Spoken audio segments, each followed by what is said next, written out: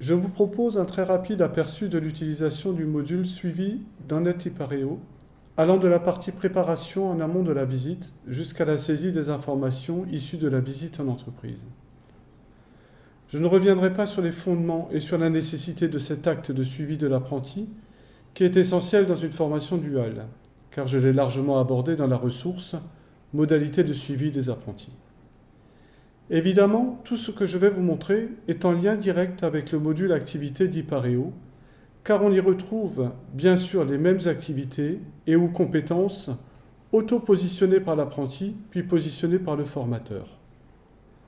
C'est un préalable incontournable avant de se rendre en entreprise. C'est donc dans la rubrique Visite puis par apprenant que l'on trouve la liste des apprentis qui vous ont affectés pour assurer le suivi en entreprise.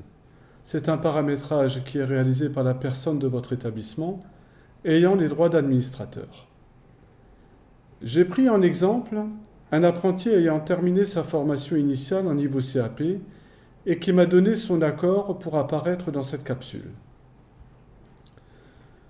Pour vous montrer comment ce suivi a été réalisé, je vais consulter une visite déjà effectuée en demandant la modification.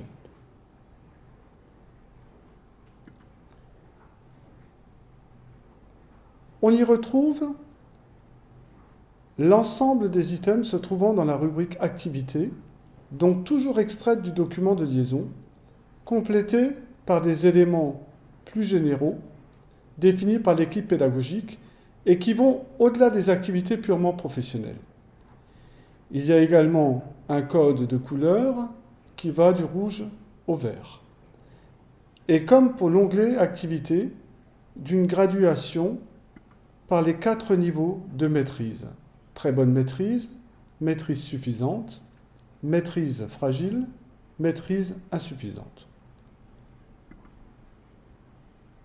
Plus bas, on trouvera, à mon sens, l'essentiel des échanges que nous avons pu avoir avec l'entreprise tout au long du parcours de formation, avec les difficultés rencontrées et les pistes de progrès évoquées avec son maître d'apprentissage.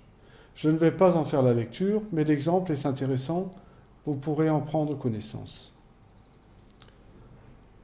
Autre élément essentiel, ce jeune est dans un parcours qui sera validé en contrôle en cours de formation.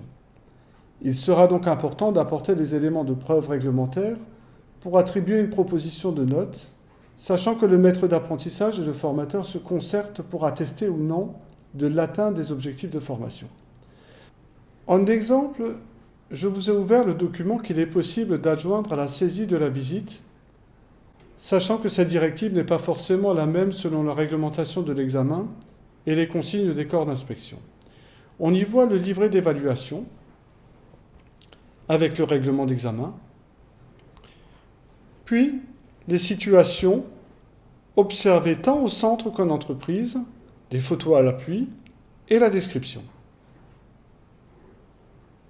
Puis les grilles, documents d'échange avec le maître d'apprentissage, pour attester de l'atteinte des objectifs de formation. Ces contenus sont également extraits du référentiel et sont donc les mêmes que ceux du document de liaison. Donc une cohérence totale entre l'autopositionnement, le positionnement, puis l'évaluation certificative. Viennent ensuite les propositions de notes. Donc voilà toutes les épreuves avec les différentes grilles et propositions de notes. Voilà, une fois que la visite est terminée, la saisie est faite. Encore mieux, si vous disposez d'une tablette ou d'un ordinateur portable, la saisie peut se faire directement sur site. En cliquant sur Terminer la saisie, les modifications sont prises en compte et surtout, elles sont en ligne et consultables par tous les intervenants de la formation en temps réel.